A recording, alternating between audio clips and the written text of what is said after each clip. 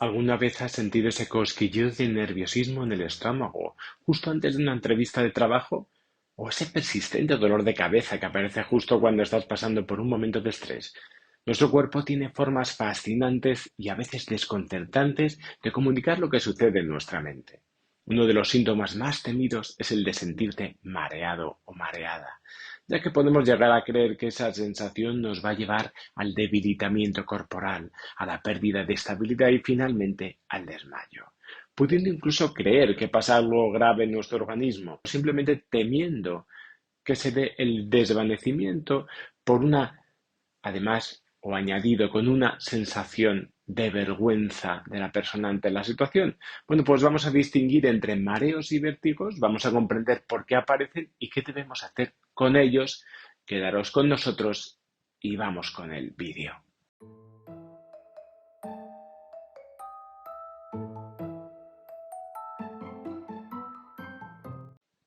En general, resulta muy difícil esclarecer las causas exactas de la aparición de este tipo de molestia.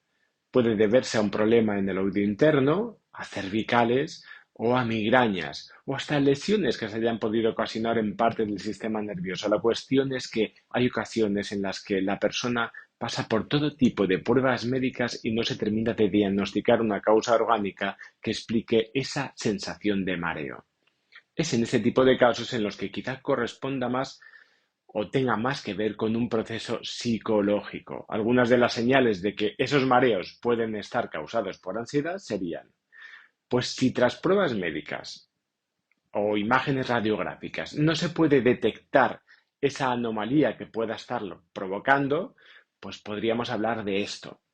En ausencia de medicamentos o de factores que podrían causarlo, podríamos sospechar que tenga que ver con esto. Y si las sensaciones, y esto es importante, son persistentes durante periodos de tiempo concretos y además esas sensaciones aparecen con mayor facilidad en lugares donde hay una hiperestimulación, podríamos estar hablando de mareos provocados con ansiedad. Se daría también en personas con tendencia a la hipersensibilidad del movimiento, al movimiento propio de los movimientos de los objetos. ¿Mm? Si los síntomas, como decíamos, se agravan en los entornos sobresaturados de estímulos como supermercados o al realizar tareas de precisión visual como leer o estar frente al ordenador, podríamos hablar de mareos causados por ansiedad. Y es que cuando el mareo es un síntoma de ansiedad, no estamos hablando de vértigos o de ningún desencadenante biológico. Esta sensación de inestabilidad deberíamos separarlo de lo que llamamos comúnmente vértigo. ¿Y qué es el vértigo? El vértigo es una sensación irreal de desplazamiento de los objetos que nos rodean, como si todo alrededor nuestro estuviese girando. Y estuviese girando rápidamente y además existe la sensación de ser nosotros los que estamos girando y los que nos fuésemos a caer en cualquier momento. Se considera irreal porque notamos que el entorno se desplaza sin que exista realmente movimiento alguno. ¿Y cuál es la diferencia exacta entre mareos y vértigos de una forma mucho más puntualizada? Bueno, pues que en el vértigo esa sensación puede ir acompañada de movimiento normal de los ojos, movimientos que son espasmódicos y que involuntariamente se conoce como nistagmo. Disminución de la audición, llamada también hipoacusia, alteraciones del equilibrio, pérdida de fuerza y sensación de debilidad en todo el cuerpo. Y la descripción del mareo en este caso es diferente porque no es esa sensación abrupta que se da en el vértigo, sino que se parece más a la inestabilidad. Es más una sensación que se experimenta a raíz de que la persona en muchas ocasiones se expone o se imagina que se tiene que exponer a determinadas situaciones externas que le generan miedo. El sentimiento de miedo es vivido con mucha intensidad y al igual que otros, como hemos comentado al principio, genera determinados cambios en nuestro cuerpo.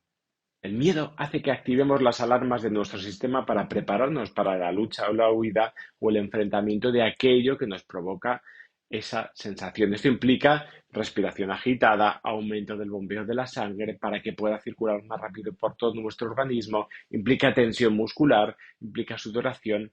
O sea que existen toda una serie de cambios en el cuerpo que facilitan que se prepare para que la acción sea más inminente.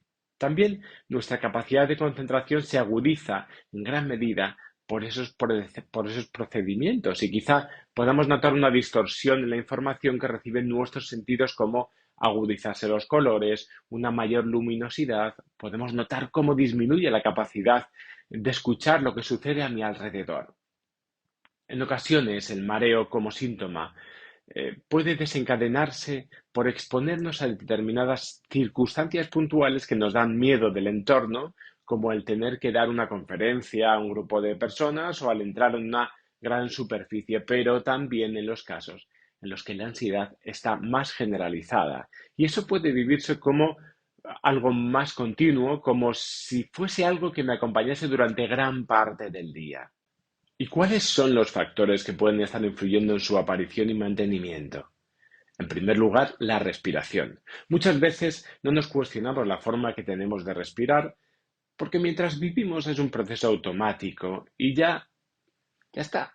Pero quizá la sensación de mareo provenga de una pauta que hemos normalizado en la que cogemos más aire del que soltamos, respirando rápidamente y superficialmente. Esta forma de respirar hace que nos hiperventilemos. Es decir, que empecemos a entrar y que entre en nuestro cuerpo niveles más altos de oxígeno del que necesitamos y disminuyendo precisamente el dióxido de carbono. El equilibrio entre ambos gases que entran en los pulmones se rompe y en consecuencia nuestro organismo tiene que tratar de equilibrar ese pH de la sangre que se vuelve más alcalina por este proceso, lo que a su vez podría producirnos sensación de mareo, debilidad en las piernas, dificultad en la visión y ese hormigueo, entre otros síntomas. Ante una situación de pánico, el corazón funciona con mayor agilidad de lo habitual y por consiguiente nuestra tensión arterial aumenta durante unos minutos. En instantes previos a esa subida, algunas personas pueden sentir dolor de cabeza, debilidad, incluso cambios en la información que nos llega desde la visión, aunque sin mareo. La tensión muscular es otro proceso muy relacionado con los anteriores que puede ayudar en la aparición de este síntoma. Cuando una persona vive con miedos a enfrentarse ante determinadas situaciones, sus músculos se tensan como si un mecanismo corporal de defensa o huida se tratase, pero no solamente este proceso surge ante esas circunstancias concretas, sino también ante el hecho de estar imaginándolas una y otra vez de forma catastrófica. Aunque la persona esté en su casa, la imaginación le lleva a experimentar esto. Hay personas que generalizan el sentimiento de miedo como un continuo en su día a día, lo que provoca una constante tensión corporal y un malestar general del cual no es consciente muchas veces porque no ha aprendido a identificarlo. Y por último, la sobrecarga mental que supone para la persona estar en un estado constante de alerta, buscando las posibles salidas ante lo que puede parecer un peligro inminente, pues genera que mucho desgaste energético. Ante ese exceso de energía invertido y concentrado en procesos de tensión continuados, la persona puede experimentar cansancio mental y, traduciéndolo a la sintomatología, podemos llegar a sentirnos débiles, mareados, confundidos o incluso alejados mentalmente de lo que nos rodea. Si aún nos estamos preguntando si son peligrosos estos síntomas, la respuesta es que no. Podemos vivirlo como algo muy desagradable, pero ciertamente no son sensaciones que nos vayan a implicar graves problemas en el organismo. La lectura que debemos hacer de estos síntomas es que son una respuesta fisiológica normal del cuerpo ante lo que entiende que nos va a resultar peligroso. Salvo en los casos en los que se producen mareos por ver sangre o jeringuillas, que resulta una excepción concreta, nuestro lado más biológico se alerta y tensa para la huida del enfrentamiento o de la amenaza, lo que generalmente supone una serie de cambios corporales que van encaminados hacia un objetivo totalmente contrarios al desmayo o la inmovilidad, donde se produce esa bajada de tensión. ¿Y qué hacer para gestionar la sensación de mareo? En primer lugar, aprender a practicar de forma regular ejercicios de respiración. Esto nos ayudará a una mejor oxigenación y aprovechamiento de la capacidad pulmonar, disminuyendo la frecuencia de la hiperventilación. Nuestro cuerpo, como siempre nos acompaña, es la mejor herramienta para generar reacciones alternativas a la ansiedad. Por otro lado, podemos llevar a cabo ejercicios de relajación en los que vuelve a ser importante la regularidad del entrenamiento. Sobre todo, es interesante escoger ejercicios de relajación como el de Jacobson, en el que se practica con sensaciones de tensión y distensión de todos los grupos musculares, con el fin de que aprendamos a identificar nuestra tensión corporal, de la cual no somos muchas veces conscientes porque esa tensión se produce de una forma continua y así podemos generarnos a nosotros mismos, por contraste, esa sensación de relajación. En tercer lugar, no intentéis eliminarla. Sabiendo que no implica un peligro letal, al igual que otras sensaciones por las que pasamos, todo tiene un inicio y una permanencia y por último también tiene un final. Debemos también intentar cuestionarnos la veracidad de nuestras creencias. No tiene por qué aparecer siempre que lo sospeche, y no siempre será de la misma intensidad. Dejar de contaros el futuro. Observemos, aunque sea a posteriori, situaciones en las que, aun exponiéndome, no llegué a tener esa sensación de mareo que tildo de insoportable. Prestar, y esto es importante, aunque muy difícil, la menor atención posible, porque puedo seguir funcionando con ella, aunque sea a un ritmo más calmado. Al disminuir la hipervigilancia hacia el síntoma, estaremos restando precisamente esa carga mental y va a aumentar nuestra funcionalidad. Y por último, sí, chequear vuestras necesidades básicas y que éstas estén cubiertas. Muchas veces olvidamos lo más fundamental: beber la cantidad de agua diaria recomendada, intentar guardar 8 horas diarias para el descanso, procurar llevar una alimentación equilibrada y mover nuestro organismo haciendo algo de ejercicio físico. Así que hasta aquí nuestra guía sobre los mareos, sobre cómo distinguirlos de los vértigos y qué hacer en este caso. Espero que el vídeo os haya gustado. Nos vamos a ver en el siguiente, pero recordaros que si os ha gustado, bueno, pues lo que siempre se dice, suscribirse y la campanita. Si aún nos estamos preguntando si son peligrosos estos síntomas, la respuesta es que no. Podemos vivirlo como algo muy desagradable, pero ciertamente no son sensaciones que nos vayan a implicar graves problemas en el organismo. La lectura que debemos hacer de estos síntomas es que son una respuesta fisiológica normal del cuerpo ante lo que entiende que nos va a resultar peligroso. Salvo en los casos en los que se producen mareos por ver sangre o jeringuillas, que resulta una excepción concreta, nuestro lado más biológico se alerta y tensa para la huida del enfrentamiento o de la amenaza, lo que generalmente supone una serie de cambios corporales que van encaminados hacia un objetivo totalmente contrarios al desmayo o la inmovilidad, donde se produce esa bajada de tensión. ¿Y qué hacer para gestionar la sensación de mareo? En primer lugar, aprender a practicar de forma regular ejercicios de respiración. Esto nos ayudará a una mejor oxigenación y aprovechamiento de la capacidad pulmonar, disminuyendo la frecuencia de la hiperventilación.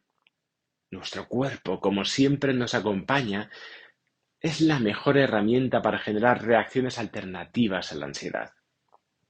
Por otro lado, podemos llevar a cabo ejercicios de relajación en los que vuelve a ser importante la regularidad del entrenamiento. Sobre todo, es interesante escoger ejercicios de relajación como el de Jacobson, en el que se practica con sensaciones de tensión y distensión de todos los grupos musculares, con el fin de que aprendamos a identificar nuestra tensión corporal, de la cual no somos muchas veces conscientes porque esa tensión se produce de una forma continua. Y así podemos generarnos a nosotros mismos, por contraste, esa sensación de relajación.